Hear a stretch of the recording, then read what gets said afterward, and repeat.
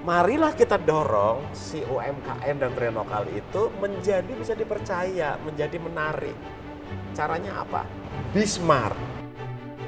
Semua hal buruk atau belum baik terjadi pada kita itu menyiapkan kita untuk lebih pantas mendapatkan upgrading yang lebih lagi dari posisi sekarang di masa yang akan datang.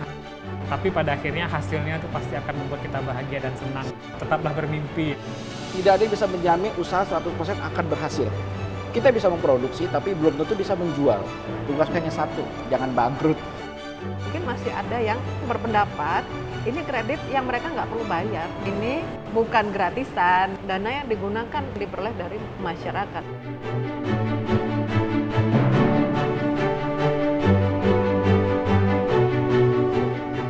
Indonesia punya jutaan UMKM. Lebih dari 60 juta unit usaha ada di Indonesia.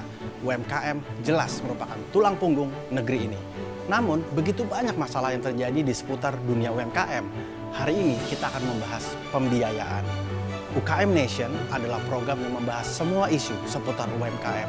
Dibahas bersama-sama dengan sistem pentahelix bersama dengan akademisi, wakil pemerintah, pengusaha, pemerhati, dan semua orang yang memiliki kepedulian untuk membangun negeri ini.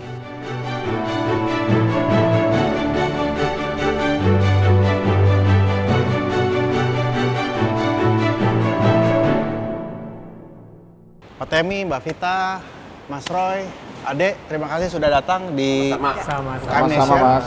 Ini real case study. Saya mau ajak teman-teman untuk melihat apa yang terjadi dan satu story yang mungkin nanti kita bisa bahas dan kita bisa detailkan sama-sama ya. Oke, mainkan yuk.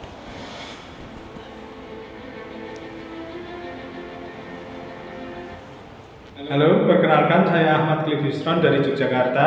Saya adalah brand owner dari Kalistory Eyewear, perusahaan yang membuat kacamata berbahan tanduk kerbau dan domba. Kami menjadi salah satu jenama yang terpilih dan terkurasi untuk menjadi official merchandise dari JP Mandalika Maret silam. Kami disuruh untuk membuat produk dalam jumlah tertentu dengan modal sendiri dan akhirnya dengan susah payah kami mengumpulkan modal dan lain sebagainya, baik melalui bank ataupun melalui penyedia modal lainnya. Singkat kata, produk itu tidak terjual sama sekali dan akhirnya ini menjadi beban kami karena modal yang kami keluarkan sudah menjadi barang dan barang itu tidak bisa dijual dengan baik, padahal barang itu sudah sesuai dengan spek, sesuai dengan kriteria standar JP Mandalika saat itu dan lain sebagainya. Tidak hanya saya dari satu brand, tapi ada beberapa brand lain yang mengalami hal yang sama.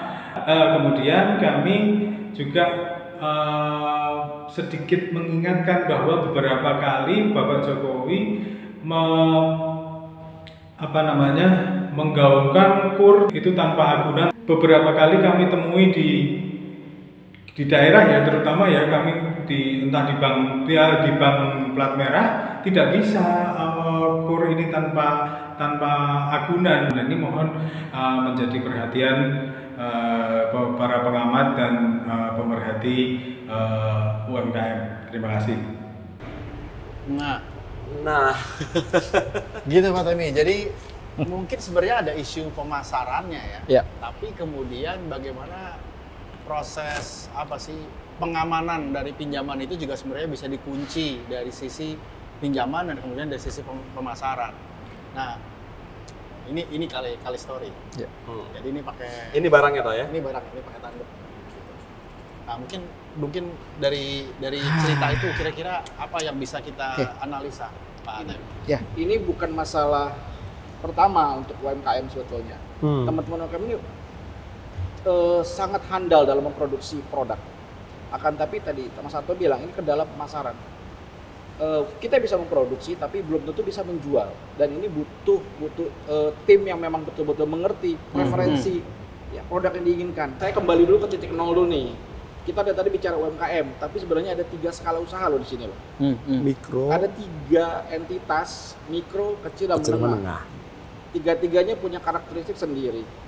punya pola pembinaan dan pemberdayaan sendiri. Ya, Dan masing-masing butuh skema pembiayaan sendiri. persis. Kalau kita bicara mikro, dari mulai pedagang gorengan, penjual cilok, sampai mungkin yang Kale Story ini, mungkin dia masuk mikro. Makanya ada kur super mikro ya Bu ya. Kur mikro, Ultra kur mikro. kecil, ultra mikro, kur mikro, kur kecil dan kur cluster. Masing-masing punya batasan sendiri, masing-masing punya persyaratan yang khusus. Tapi satu mungkin sampai dengan 100 juta memang tanpa agunan. Karena juga ada dilibatkan lembaga penjaminan. Tapi pada faktanya banyak teman-teman perbankan yang berhati-hati. Perlu dicatat bahwa memang KUR ini adalah murni 100% dana perbankan. Iya. Yang notabene dana masyarakat. Pemerintah hanya memberikan subsidi bunga yang sebagian dibayarkan pada IJP untuk penjaminannya. Artinya gini, tidak ada yang bisa menjamin usaha 100% akan berhasil. Makanya diperlukan penjaminan di sana. Akan tetapi juga tidak terlalu saklek begitu. Terutama bagi UKM yang memang sudah mendapatkan pesanan. Seperti sudah ada SPK-nya, sudah ada PO tadi. Kami sebetulnya juga pemerintah banyak memberikan pola-pola pembiayaan, termasuk juga bantuan langsung yang hibah. BEPUM 2020 diluncurkan pada bulan Agustus. Hanya 3 bulan kita harus menyasar kepada 12 juta pelaku usaha mikro yang saat itu memang butuh bantuan, butuh suntikan modal. Karena dari beberapa penelitian, cadangan cash mereka hanya cukup 6 hari. Kalau 6 hari nggak dapat suntikan dana, selesai. Ya minus ya. Jadi BEPUM ini selain daripada membantu usaha mikro, ya, juga mereka sebagai buffering, jaring pengaman sosial. Iya, kayak jaring itu ya, social safety net ya. Betul. Kalau nggak begitu, Oke. Kita cek sama teman-teman perbankan. Kalau bank itu sebenarnya ngasih kredit karena apa sih? Karena kepercayaan, kan gitu. Nah kalau banknya untuk dapat percayaan apa? Pasti dia ada historinya gitu kan. Jadi ketika tidak ada histori yang membuat bank itu yakin bahwa orang yang akan diberikan kredit ini akan mengembalikan duitnya, gitu, pasti disitulah ada namanya risk appetite bank. Seberapa bisa bank mengabsorb profil ini untuk bisa diberi. Jadi sebenarnya tidak semata kolateral masalahnya, tapi keyakinan untuk bank bahwa ini orang ini punya repayment capacity yang cukup. Kalau kita kasih duit itu tuh apa gitu. Nah itulah yang dari cash flow macam-macam itu. Nah balik tadi, ini nggak punya kolateral. Kalau KUR kan tadi memang ada jenisnya, ada KUR mikro, ada KUR kecil yang nggak pakai kolateral, yang di KUR mikro. Ya itu kan sebenarnya itu pun juga tadi mungkin di lapangan masih ada yang meminta, tetapi mungkin balik lagi itu adalah sebagai moral hazard. Kenapa? Karena kalau gitu ya masyarakat berpikirnya balik, ini edukasi sebenarnya gitu ya. Karena berpendapat ini kredit yang mereka nggak perlu bayar. Masih ada pemikiran seperti itu memang. Itu ada pemikiran kredit ini bantuan pemerintah. Dianggap bantuan. Gitu. Sana kayak dana bergulir zaman dulu Nah itu gitu. PPK. Padahal balik tadi dana yang digunakan untuk KUR ya, dana yang digunakan untuk menyalurkan kredit KUR itu murni dana bank yang diperoleh dari uang masyarakat, di mana bank punya kewajiban kan gitu ya, setiap saat masyarakat mengambil duit harus ada. Nah itu gitu, sehingga kalau di lapangan masih ada itu sebenarnya pada taraf bukan literally kolateral yang kayak orang gade gitu. Aku punya ini, kamu tak kasih segini, enggak. Itu adalah mungkin semata untuk tadi supaya ada moral hazard dari masyarakat bahwa ada sesuatu yang dia simpan gitu sebagai apa? Trade off, bahwa harus balikin dong karena ini jawabannya. Iya, karena ini bukan gratisan gitu ya. Ada kewajiban untuk membayar, walaupun tadi ada bantuan pemerintah, diberikan bantuan untuk subsidi bunga, sehingga seharusnya rate pricing pasar itu taruhlah 10, ini disubsidi sama pemerintah, dia hanya bayar 6 gitu ya, 4-nya disubsidi, diberikan kepada melewati bank. Jadi yang subsidi itu sebenarnya masyarakat, bukan banknya, supaya apa? Masyarakat lebih bisa menjangkau dana yang murah. Sebenarnya begitu gitu. Nah, balik ke tadi kolateral, itu adalah part di mana itu adalah sebagai the last resource buat bank untuk dia merecovery atas duit yang diberikan sebagai bentuk pembiayaan gitu. Karena sebagai bentuk pertanggungjawaban juga ya. Bisa merasa bertanggung jawab gitu loh. satu gitu. dari sisi nasabah dia sebagai ini ya Itikat baik lah ya. In a way yes. willingness-nya gitu ya. Nah, baru di source terakhirnya adalah ketika one day first payment-nya dia bermasalah dan nggak bisa bayar. Inilah yang digunakan bank untuk Sumber mengembalikan pembayaran. apa yang sudah diberikan gitu sebagai tadi karena harus menyalurkan lagi gitu. Nah, yang kolateral inilah yang biasanya di situ bank itu pun punya risk appetite beda-beda. Jadi kalau kreditnya misalnya gede tambah gede, nggak berarti kolateralnya itu dia akan sama, enggak. Itu kan di situ ada namanya risk appetite bank dan itu beda-beda. Tapi ada yang dapat Ada. dengan tanpa agunan, bener ada. Ya, memang kalau yang semakin agak besar pasti bank ada tadi ya, ada trade off-nya. Karena kalau kur pun juga ada porsi resiko yang ditanggung oleh bank. Dan biasanya juga tadi kalau di segmen mikro misalnya pun ada, itu hanya tadi tidak dilakukan pengikatan seperti kalau pinjam-pinjam yang benar. Karena mengedukasi itu nggak gampang Mas. Gitu. Sangat. Kenapa? Itu dampaknya yang tadi itu loh. Once UMKM itu diberikan kredit, dia punya report yang itu nggak akan bisa dihapus seumur hidup dia loh. Dan sekali raportnya merah, dia pasti nggak akan bisa dapat pembiayaan murah. Murah itu perbankan atau lembaga formal itu relatif murah ya. Waktu COVID, gitu ya, banyak UMKM yang bergelimpangan dan kami kan di BRI UMKM-nya banyak tuh. Di tahun kemarin itu 2 tahun. Tahun pertama kita kena COVID, ya kita kena COVID itu Maret ya. Sampai dengan di Desember itu 2 juta UMKM kami melakukan restrukturisasi. Jadi di restrukturisasi itu bagian kita untuk menyelamatkan mereka karena dengan kondisi yang drop seperti itu tidak ada pembayaran, kita melakukan tadi penyelamatan apa? Ada yang dijadwal, ada yang skemanya disesuaikan gitu, disesuaikan dengan kondisi mereka yang hanya mampu bayar bunga, oke, pokoknya kita jadwalkan ulang. Supaya apa? Recordnya itu tuh dia masih tetap smooth gitu. Karena regulator kan juga ngasih ada relaksasi, itu kita gunakan untuk bantu mereka supaya apa?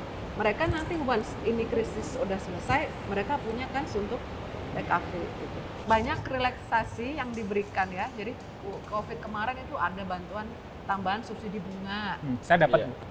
Dapat ya? Dapat. Ada awal itu ada 6%, kemudian 3%. setelah udah membaik dikurangi menjadi 3%. Itu membantu supaya tadi yang kemampuan bayarnya semula sekian, di COVID jadi sekian, ini di reschedule, bunganya ada yang diturunin gitu ya, disesuaikan kemampuan bayar, nanti ketika udah recover dia dijadwal lagi. Seperti itu yang dilakukan. Tapi itu juga masih ada yang nggak bayar. Ada gitu ya, karena kan kondisinya beda-beda ya. Beda-beda. Gitu. Kadang-kadang nggak selalu nggak mau, Mas. Ada juga Nggak yang mampu ya Bu kadang. ada yang nggak mampu, ada juga yang nggak mau Ada juga. juga yang nggak mau ya. Ada yang memanfaatkan. Ada, nah itu yang kayak yang memang tidak bisa terselamatkan, inilah yang memang akhirnya harus dilakukan tadi ya. Penyelesaian. Istilahnya penyisian dan ya sorry itu sih itu memang agak berat untuk bisa diberikan kembali. Sebenarnya Mas Roy kan lihat poin ini ya. Cuma di satu sisi juga pemerintah ingin mendorong percepatan ekonomi. Di Iya. satu sisi bank punya tadi tuh poin-poin yang memang penting. Tapi kan isunya sama aja. Ujung-ujungnya si Ade bilang, Mas, gua nggak dapet pinjaman nih. Ujungnya cuma gitu doang. Dia taunya cuma itu doang. Dia nggak tahu lebih lagi dari semua isi-isi tadi tuh. Bersyukur loh sekarang sebenarnya saat ini yang namanya pembiayaan. Sekarang udah banyak banget alternatifnya. Ada peer-to-peer lending, ada apa, ada crowdfunding, ada apa, dan lain-lain. Cuman memang satu hal, ya, itu pinjaman. Bank itu ya regulasinya rigid. Aku lebih cenderung mandang gini loh, karena kita sama-sama pengembang brand lokal nih, ya. Marilah kita dorong si UMKM dan brand lokal itu menjadi bisa dipercaya, menjadi menarik. Caranya apa? Be smart, ya. Katakan misalkan kemudian bank itu ngelihat capacity to repayment, kapasitas membayar kembali dari mana? Catatan keuangan. Dari catatan keuangan dia tahu. Atau kemudian misalkan si bank ini atau katakan misalkan ada kasus-kasus khusus, ada event perlu digeber, yang perlu tambah itu working capitalnya. Jadi bukan investmentnya, minta kredit working capital. Nah ini isu lagi, working capital ini one shot satu putaran. Kalau usaha itu biasanya naikin working capital itu untuk rolling sebenarnya. Nah ini yang model kayak semacam Kale Story ini satu putaran, ini kayak apa? Ada nggak sih pembiayaan seperti itu? Mungkin bukan di bank, mungkin di lembaga pembiayaan yang lain, mungkin dikatakan misalkan Personal kayak investor misalnya. Iya. personal mungkin personal investor juga bisa, Peer-to-peer juga bisa. Iya. peer-to-peer juga bisa, ya. Kayak misalkan pembiayaan yang sifatnya syariah juga banyak. Syariah itu juga banyak sekali pembiayaan yang sifatnya musyarakah, one shot, untuk putaran. Ada. Tahap pertama ialah kemudian si UMKM, si brand lokal harus upgrade dirinya. Dia bisa lihat masing-masing bisnis model kayak apa, kontrak kayak apa, pembiayaan kayak apa, bentuk pembiayaan kayak apa. Itu juga harus di-upgrade sih, aku lebih cenderung melihat dulu, mari kita naikin capacity dan kompetensi dari si UMKM itu sendiri. Sebelum diterusin, tadi kita pesan kopi sama teh. Haus. Mana sih? Serah nih. Lagi asik begini ngobrolnya. Teh tadi harusnya tuh. Oh iya, makasih. Tapi sebenarnya tadi ada yang terkait Pak Temi, itu ada dua jenis ya, ada hapus tagih dan ada hapus buku. Yes. Ya. Itu dua hal yang berbeda. Ya. Kalau hapus buku itu istilahnya dia sudah tidak tercatat di dalam on balance sheet gitu ya, tetapi tetap dia punya kewajiban untuk membayar. Jadi itu hanya catatan bank saja. Iya. Hapus tagih itu hapus buku. Nah, kalau yang hapus tagih itu kalau perusahaan terutama bank milik negara itu hapus tagih urusannya dengan Menteri Keuangan karena itu terkait aset negara gitu. Karena bank BUMN ya. Iya, hapus tagih itu udah nggak diakuin jadi ini gitu tuh hapus tagih. Jadi nggak dia boleh nggak bayar gitu istilahnya. Itu udah. Nah, itu kita nggak bisa karena itu sampai ke Menteri Keuangan. Kalau semoga didengar sama Menteri Keuangan ya acara ini. Nggak, satu hal Pak, mungkin menjelaskan. Jadi ini juga berlaku untuk bank BUMN. Di bank swasta itu juga ada istilah hapus buku hapus tagih.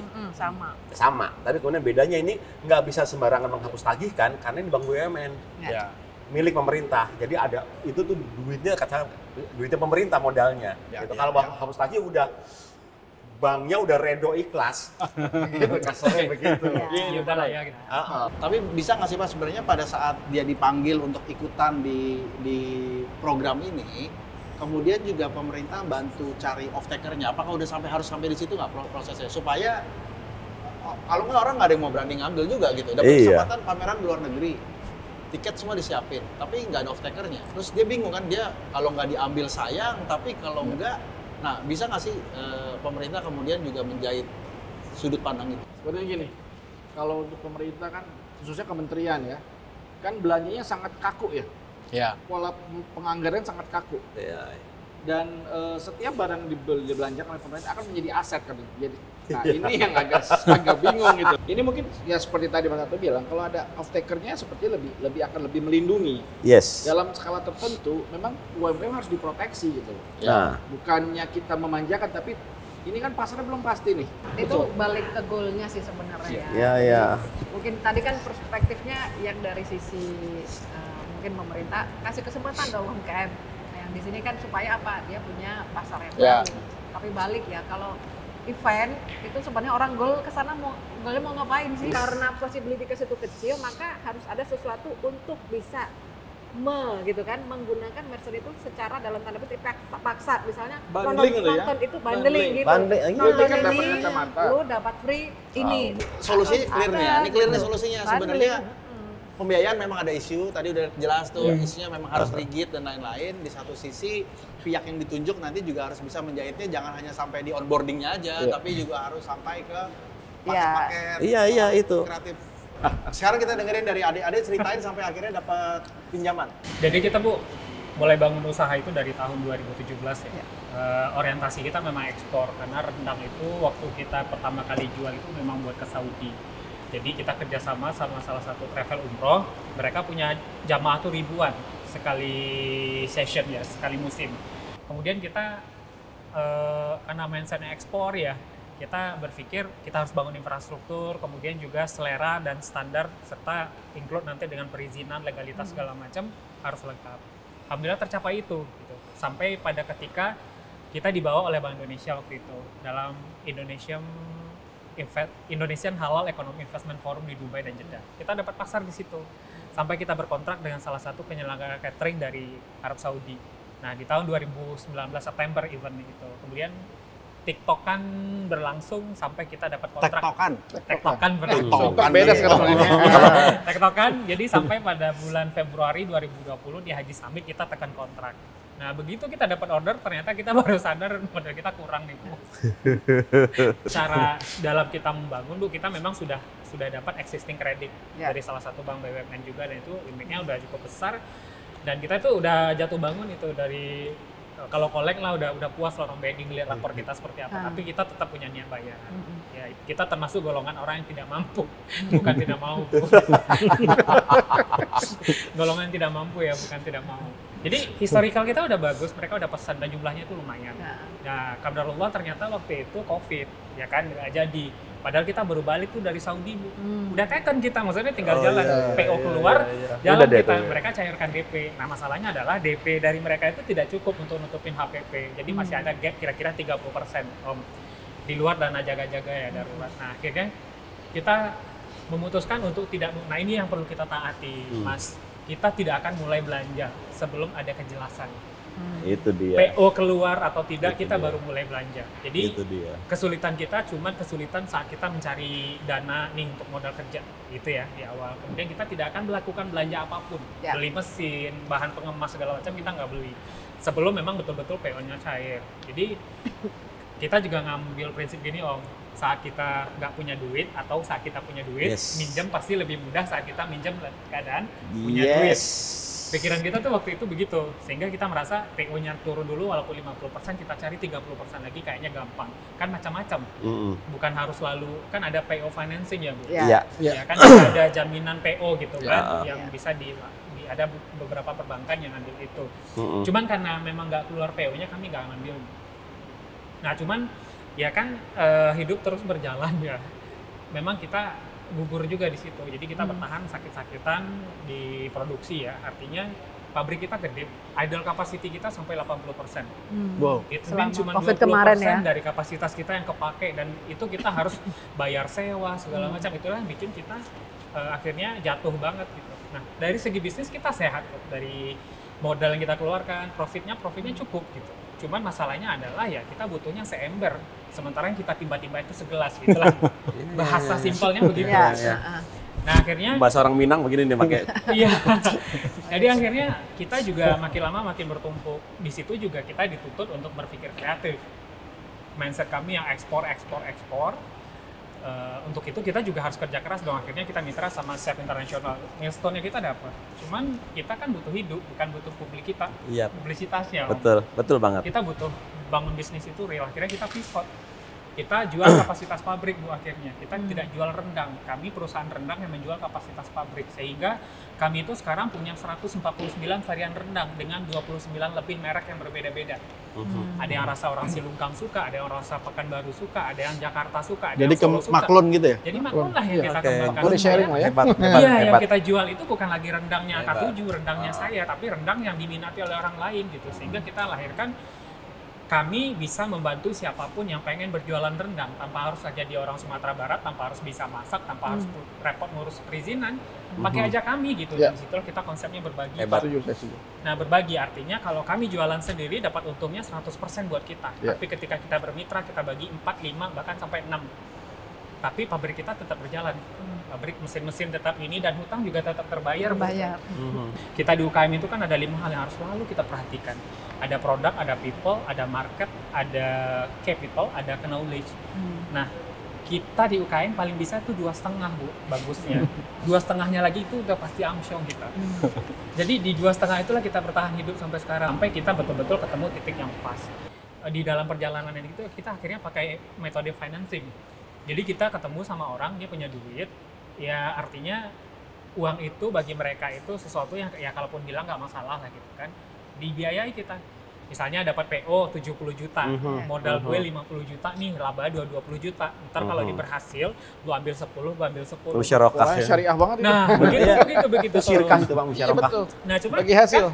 alhamdulillah itu juga bertahan, Bu. Kita dapat, wah. Sekarang udah begitu? Sekarang, alhamdulillah dapat investor yang betul-betul angel investor kita ambil. Oh.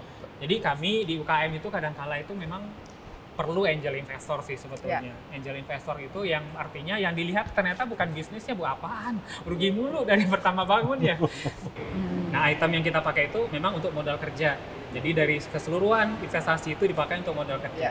Satunya lagi itu untuk infrastruktur. Jadi untuk beli mesin baru, memperbaiki yang sudah bocor. Kemudian kita ada pengembangan strategis, kita harus memperbaiki lahan.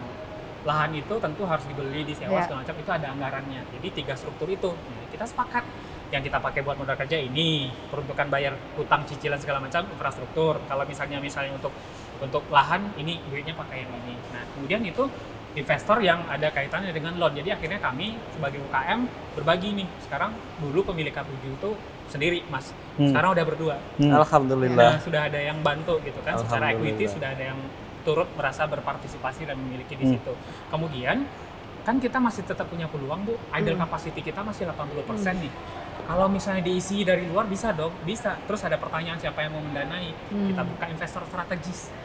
Jadi begitu ada project kayak tadi, kebetulan sekarang skalanya udah 10 bahkan 15 kali lipat. Kalau kemarin mungkin 70 jutaan, sekarang mungkin sudah bisa sampai angka 2 miliar. Kita ada project misalnya 2 miliar, modalnya 1,6 dikasih sama si A, labanya 400 kita bagi nanti. Nah, Satu putaran. Iya, satu putaran. Nah, untuk mengamankan adalah ya semua akun payable itu, akun yang harus dibayar itu mereka yang handle. Kita di pabrik ya beban gaji, beban sewa, beban listrik, beban gas ditanggung, selesai. Jadi akhirnya kita nggak ribet. Jadi ya memang saatnya memang economic sharing itu seperti itu. Gitu. Bank akan seperti itu gitu. Nah, mungkin dengan kondisi sekarang yang ada berbagai peluang pembiayaan itu memang menjadi langkah awal sebenarnya. Karena tadi akan ada keterbatasan ya dari kayak peer-to-peer itu pasti pada size tertentu pricing-nya akan semakin lebih tinggi. Tapi itu bisa jadi awal buat UMKM untuk mendapatkan mungkin kalau kita ngomong pertolongan pertama barangkali setelah mereka mungkin stabil mereka bisa masuk perbankan sebagai lembaga yang memang supaya mereka pricing mereka bisa lebih terjangkau dengan memanage keuangan mereka lebih baik gitu. Yang keluar dari tadi pertama di kepala saya adalah operasi multi pihak. Itu produk terbaru nih, Permenkop baru akhir tahun lalu di launching. Jadi gini, kalau di perusahaan besar itu kan kita tahu ada CEO ya. Kalau di UMKM biasanya ada CEO juga, Pak. Chief of everything. Oke. Produksi juga, pembukuan juga, manajemen juga, cari pasar juga. Jadi memang ini manusia super sebetulnya Mas Adi. Nah, koperasi multi pihak ini mewadahi 3 kelompok utama dalam koperasi. Pertama, Mas Adi sebagai produsen nih, sebagai kreator. Kedua adalah golongan profesional, pola manajemennya, keuangan. Yang ketiga adalah investor. Kan sudah berjalan terus nih selama ini. Kenapa nggak gandeng bikin koperasi multi pihak? Produknya jelas, fasilitasnya ada, investornya ada, tinggal hire untuk manajerialnya. Gitu. Mas Adi fokus aja pengembangan produk, variasi produk. Untuk yang ngurus manajemen dan keuangan itu ada sendiri. Investornya hanya membiayai, oke, masuk. Kenapa saya arahkan koperasi? Karena koperasi itu one man one vote. Itu prinsip go public yang paling hakiki di Indonesia itu ya. Paling Nggak fair. ada satupun orang yang punya kekuatan suara lebih, walaupun dia spending uang lebih banyak. Karena semua itu kembali dalam bentuk SAU. Mas Adi lebih banyak kontribusi di koperasi akan dikonversikan dalam SAU nanti. Tapi pada saat rapat anggota, kekuatan Mas Adi tetap satu suara. Itulah demokrasi ekonominya di situ kan. Saya tadi bicara crowdfunding, sebetulnya ini produk baru OJK ya. Ini produk baru OJK di mana Mas Adi bisa go public nih di platform digital menuju ke Bursa Efek Indonesia.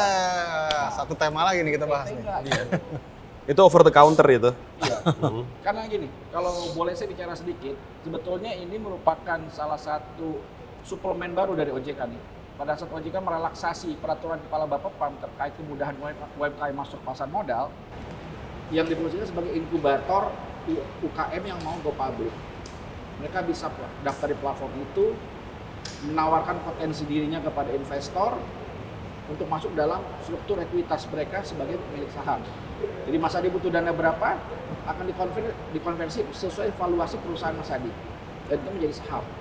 Bisa di buyback, tugas Mas Adi hanya satu, jangan bangkrut. Dan saya yakin di sana nih, di Minang ini, atau di sapi ngeliat Mas Adi ngumpet. Banyak yang yatim gara-gara saya.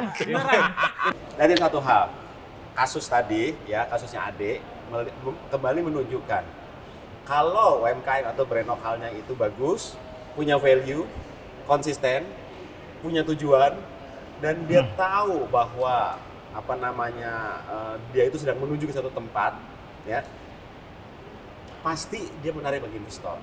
Karena dari mula bisnis dia yang dibangun dari impian dia itu pada dasarnya emang udah sustain sebenarnya.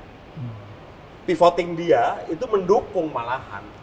Dan itu semua investor kemudian yang melihat bahwa yang ada value-nya udah. Itu dia. Jadi kita lihat tadi ya, putting all together, betapa tadi kesuksesannya, bukan kesuksesan. Amin. Kita pahami ya. Ntar aku diserbu lagi, nggak sukses nih lo gitu. Bahwa yang namanya pembiayaan itu bukan cuma utang, kredit, tapi juga kemudian investment modal. Gitu, ini yang paling penting. Variannya bisa macam-macam. Tadi udah kita diskusi dari pihak perbankan, dari kemudian ada juga bentuk entitas baru yang namanya koperasi multipihak dan lain-lain. Kita lihat variannya udah banyak banget, peluangnya udah gede banget. Sebenarnya kembali terpulang kepada UMKM dan pemilik brand lokal untuk memperbaiki diri untuk bisa memanfaatkan semua kesempatan ini. Ya, itu dia. Cakep. Kami Kemenkop membuat financial hub. Kita financial hub di mana platform ini menyediakan informasi dan kira-kira kebutuhan pembiayaan apa yang dibutuhkan oleh UMKM. Jadi kalau Mas Ade masuk nih, daftar, nanti butuh dana berapa, kolateral yes or no, tenornya berapa banyak, bunga berapa, tinggal cek dan dia aplikasi dan mencari mana yang sesuai dengan kebutuhan Mas Ade. Lembaga mana yang sesuai. Saat ini sudah 29 lembaga bergabung, bank maupun non-bank, BRI sudah masuk, BRI nomor 1. Ada ya Pak? Ada. Teman saya masuk situ. Iya, KUR masuk di sana, BRI. Ada juga multi finance, ada juga peer-to-peer lending, ada juga security crowdfunding. Nanti langsung kita hubungkan kepada page lembaganya bersangkutan. Tapi ini sekali lagi saya ini bukan red carpet ya. Ini hanya memberikan informasi bagi para pelaku usaha UMKM bagaimana informasi apa yang ada, pembiayaan apa yang ada, sekaligus ada literasi di situ. Pengetahuan tentang pembiayaan masing-masing produk. Misalnya ada produk knowledge kita berikan di sana. Dan ini bukan 100% digaranti bakal lolos kalau masuk lewat kita. Karena apa? Tetap diserahkan kepada industrinya untuk menilai. Kembali lagi kepada prinsip prudensial kita pakai di sana.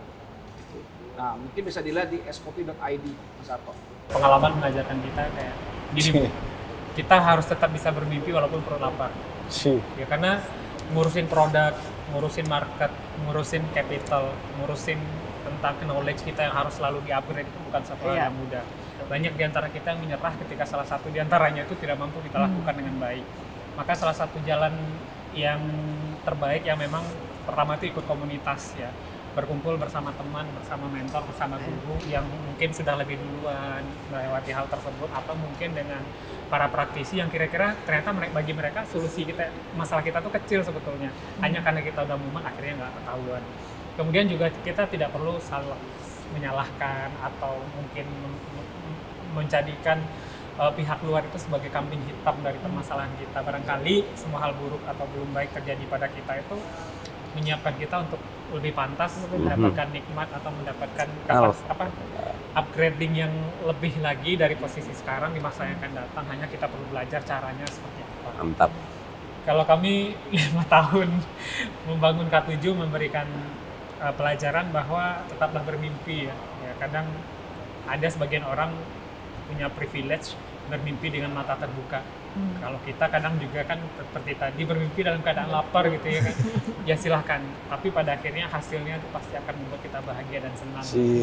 Gitu deh pokoknya. Bu Vita, Pak Emi, Mas Rai, kayaknya clear nih hari ini ya. Mantap. Satu hal yang saya pelajari dari kasus ini adalah yang pertama, kalau kita bicara pemerintah, sebenarnya pemerintah telah melakukan fungsinya sebagai fasilitator dan regulator. Bisa lebih maksimal tentu saja dengan masukan-masukan yang tadi disampaikan juga oleh Mas Roy. Tapi sebagai pemerintah, memberikan kesempatan dan akses kepada pemilik brand lokal itu sudah keharusan. Kita berharap ke depan tentu akan semakin banyak lagi kebijakan-kebijakan yang berpihak kepada UMKM. Tentu ini juga sudah terjadi ya, kalau kita melihat tentang kebijakan-kebijakan penyerapan produk-produk lokal di kementerian-kementerian dan pemerintahan, dan Presiden telah menetapkan peraturan dan undang-undang tersebut, ini langkah yang bagus. Tentu kita bisa dorong lagi lebih banyak lewat masukan-masukan kita sebagai masyarakat, sebagai aktivis, agar kebijakan-kebijakan itu sekali lagi berpihak kepada UMKM. Yang kedua tentu saja kalau kita melihat dari sudut pandang bank, ya mereka adalah sebuah institusi yang sangat high regulated. Jadi semua harus ada persyaratannya, nggak bisa hanya sekedar kenal. Dan itulah kenapa di banyak pelatihan-pelatihan kewirausahaan, urusan legal itu menjadi hal yang sangat dan wajib harus dilakukan dan dipahami oleh setiap pelaku usaha, khususnya pelaku usaha pemula. Jadi apa yang dilakukan oleh teman-teman perbankan memang seharusnya tidak melewati batasan itu, karena itu adalah bagian dari trust. Akademisi tentu saja juga penting karena mereka selalu harus kritis memberikan masukan berdasarkan teori-teori. Ingat, teori adalah hal yang sebenarnya dilakukan berdasarkan pengamatan-pengamatan atau best practices yang selama ini sudah dilakukan. Jadi kehadiran akademisi menjadi bagian sentral dari setiap kebijakan pemerintah, dan seharusnya ada koordinasi antara pemerintah dengan akademisi. Terakhir tentu saja untuk teman-teman UMKM ya, selalu akan ada kesempatan, pemerintahan akan semakin baik, Indonesia akan semakin baik, tapi kesempatan itu akan banyak sekali datang kepada kita. Kalau kita tidak bisa memilah dan memanfaatkan mana yang tepat untuk kita, mana yang tidak tepat untuk kita, maka hampir semua opportunity itu kita ambil. Hasilnya tidak semua langsung membuahkan keuntungan atau sales. Maka yang pertama, cari tahu dulu tujuan dan maksud dari event atau apapun yang kemudian dikerjasamakan dengan kita. Kedua, cek apakah kita cukup punya modal, cukup punya biaya untuk mengcover operasional, dan pastikan juga yang ketiga adalah apakah kita sebenarnya memahami bisnis modelnya, karena tidak semua bisnis model itu penyerapan langsung atau beli putus ya, tapi bisa juga itu adalah kesempatan untuk kita memamerkan atau menggelar produk kita, dan nanti pasar yang akan menentukan. Jadi tidak selalu atau tidak harus pemerintah menyerap semuanya juga, karena itu juga uang rakyat, jadi tidak boleh sembarangan juga itu diserap. Tapi kita harus paham itu, sehingga kita tidak terjebak dalam kesempatan-kesempatan yang kira-kiranya bagus, sangat oportunis, tapi ternyata produk kita tidak sesuai dengan pasar yang harus dilakukan. So ini pelajaran mahal, tapi juga sangat berharga untuk teman-teman UMKM, dan semoga brand-brand seperti Kalistory bisa menemukan dan menyerap, teman-teman yang lain bisa menyerap produk-produk yang kemarin sudah keburu tersebar. Itu kira-kira kesimpulan pada sesi kita kali ini. Mudah-mudahan teman-teman semakin belajar dan kita bisa bersama-sama menyelesaikan permasalahan-permasalahan di seputar dunia UMKM. Kalau teman-teman ada ide, masukan, termasuk isu-isu yang harus dibahas, kirim ke link di bawah ini, dan nanti kami akan cari narasumber dan sosok-sosok yang tepat untuk bisa menjawab permasalahan itu.